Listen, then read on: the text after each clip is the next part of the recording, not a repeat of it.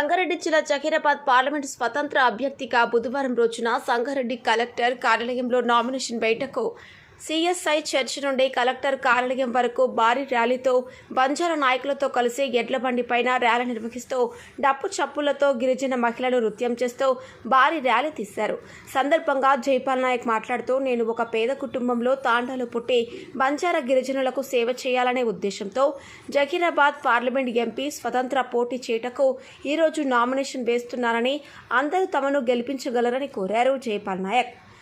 తరఫున జహీరాబాద్ పార్లమెంట్ స్వతంత్ర అభ్యర్థిగా నామినేషన్ పత్రాలను దినేష్ నాయక్, ఎన్నికల అధికారి సంగారెడ్డి